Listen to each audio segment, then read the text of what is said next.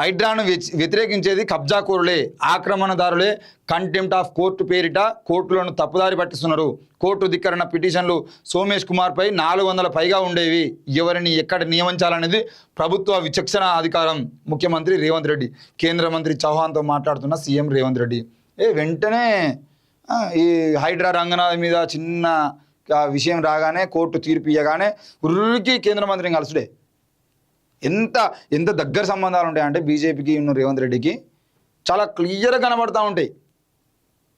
ఏమి ఇక్కడ తెలంగాణలో ఏమన్నా చిన్నగా రేవంత్ రెడ్డి గారికి కానీ కాంగ్రెస్ ప్రభుత్వం కానీ, అంటే ఇక్కడ ఉన్నటువంటి కాంగ్రెస్ ప్రభుత్వం, అది రాహుల్ గాంధీ కాంగ్రెస్ ప్రభుత్వమా కాదా అనేది జనాలందరికీ అర్థమవుతా ఉంది. ఏమన్నా కాగానే వెంటనే అక్కడ అపాయింట్మెంట్ దొరుకుతుంది, అపాయింట్మెంట్ ఢిల్లీకి పోవాలి, సార్ ఏంటి సార్ మన పరిస్థితి అని మాట్లాడుకొని రావాలి. ఏంటిది హైడ్రాను వ్యతిరేకించేది కబ్జాకోరులా? అసలు తెలంగాణలో మీరు కబ్జాలు చేసినటువంటి మొన్న కోడి చెరువు ఉన్నది పవన్ కళ్యాణ్ గారిది, కబ్జా అయింది అని చెప్పారు. లేదు అది ప్రైవేట్ చెరువు అని ఆయన చెప్పిండు. ఏం విచారణ చేశారు, ఎంత బయటకు తీసుకొచ్చారు? అరే అది ఒకవేళ నిజంగానే ప్రైవేట్ చెరువు అయ్యేది ఉంటే మరి ఆ ప్రైవేట్ చెరువుకు ఎందుకు చెరువు అని ఆ చెరువు శిఖం భూమి అని వాళ్ళకు ల్యాండ్ ఆ చెరువు శిఖం కింద ఎందుకు చూపించారు? దానికి మంచి కట్టెందుకు కట్టిర్రు? ఆ చుట్టుపక్కల ప్రభుత్వ భూమి అని ఎందుకు చెప్పిర్రు?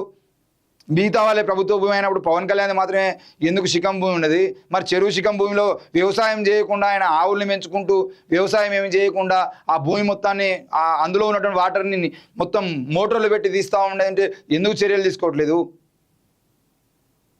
అరే మీరు మంచోళ్ళు అయ్యేదంటే అన్నిట్లో చేయండి భయ్. వాసవి గ్రూప్స్ కానీ ఇంకా వేరే గ్రూప్స్ కానీ వాళ్ళందరూ ఆ మూసీ నది పక్క పంటి, అసలు మూసీ నదిని మూసేసి కడుతున్నారు కదా, అది చూపించినాం కదా. మరి దానికి సంబంధించిన విషయంలో మీరేం చర్యలు తీసుకున్నారు? ఆ చర్యలు తీసుకోరు, వాటి మీద ఎలాంటి చర్యలు ఉండవు. ఇక మళ్ళీ ఎవరైనా మాట్లాడితే వెంటనే హైడ్రాను వ్యతిరేకించేది కబ్జాకోరులే. ఎవడు కబ్జాలు వేసినా మొత్తం రాష్ట్ర వ్యాప్తంగా ఉన్నటువంటి భూములు ఏవైతే ఉన్నాయో ఆ భూములలో ఎక్కడెక్కడ ఏ భూములు ఉన్నాయి, మొత్తం RRR లోపల ఎన్ని భూములు ఉన్నాయి, ఆ భూములన్నింటిలో డాటా తీరి ఆ డాటాకు సంబంధించిన విషయంలో ఎన్ని భూములు మనం తినచ్చు, ఎన్ని భూములు మింగచ్చు, ఎన్ని భూములు మనలోకి రిజిస్ట్రేషన్లు చేయవచ్చు, మొత్తం తీస్తున్నటువంటి డాటా మీది కాదా? హైడ్రాను వ్యతిరేకించేది కబ్జాకోరులే అంట సీఎం రేవంత్ రెడ్డి. చెరువులు, నాలాలు, కుంటలు, ప్రభుత్వ భూములు, పార్కులను ఆక్రమించిన వాళ్ళే కోర్టులను తప్పుదో పట్టించి కంటెంప్ట్ ఆఫ్ కోర్టు అంటున్నారని విమర్శించారు. కంటెంప్ట్ ఆఫ్ కోర్టు కింద అధికారులను మార్చాలనే నిబంధన ఉంటే గతంలో మాజీ సీఎస్ సోమేష్ కుమార్ మీద 400 కంటెంప్ట్ ఆఫ్ కోర్టు కేసులు ఉన్నాయని సీఎం గుర్తు చేశారు.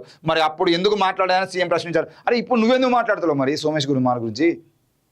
సోమేష్ కుమార్ మీద 400 కంటెంప్ట్ ఆఫ్ కోర్టు కేసులు ఉన్నాయన్నావు కదా, ఆ విచారణ ఏమన్నారు? ఒకవేళ నిజంగానే కంటెంప్ట్ ఆఫ్ కోర్టు చేసేదంటే మీరన్నా మీ ప్రభుత్వంలో అయినా కూడా వాటికి సంబంధించిన విషయంలో చర్యలు తీసుకోండి.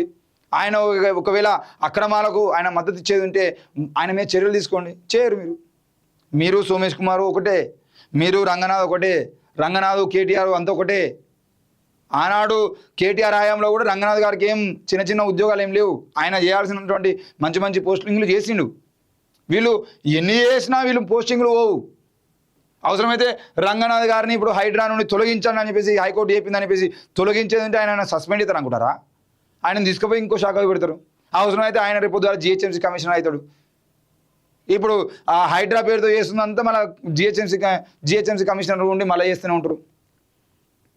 కాబట్టి వీళ్లకు ఎక్కడికి పోయినా బతుకమ్మ కుంట సైతం కబ్జా. మరి బతుకమ్మ కుంట కబ్జా అన్నప్పుడు బతుకమ్మ కుంటకు సంబంధించినటువంటి విషయంలో హైకోర్టులో మీరు చెప్పాలి కదా, ఆ విషయము కబ్జానే. హైకోర్టే తప్పుడు తీర్పులు ఇస్తుంది, హైకోర్టును తప్పుదారి పట్టి వేస్తున్నారు. కాబట్టి మీరు ఆ రంగనాథ్ మీద చేసినటువంటి కామెంట్లన్నీ తప్పు అని హైకోర్టులో మీరు పిటిషన్ వేయాలి. మీ ప్రభుత్వానికి సంబంధించినటువంటి పీపీలు ఉన్నారు కదా, వాళ్ళు ఎందుకు మాట్లాడలేకపోతున్నారు? ఆ విషయంలో ఎందుకు కోర్టుకు అర్థమయ్యేటట్టు చెప్పలేకపోతున్నారు? ఎందుకు ఆధారాలు సమర్పించలేకపోతున్నారు? బతుకమ్మకుండ విషయంలో నిర్మాణాలు చేసేటువంటి అధికారం ఈమెకి హైడ్రాకి ఎట్లా ఉంది అని అడిగినప్పుడు మాకు అధికారాలు అని ఎందుకు మాట్లాడలేకపోయారు? మా ఇష్టం అని ఎందుకు చెప్పలేకపోయారు?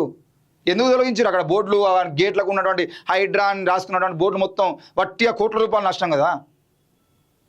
అవి చెప్పకుండా మళ్ళీ వచ్చి ఎవరు ప్రశ్నించేదంటే వాళ్ళు బీజేపీ వాళ్ళు దేశద్రోహులు అంటారు, వీళ్ళు రాజకీయ నాయకులు వీళ్ళు ఇక్కడ లోకల్లో కబ్జాకోరులు ఈ ముద్రలు ఇస్తూ ఉంటారు.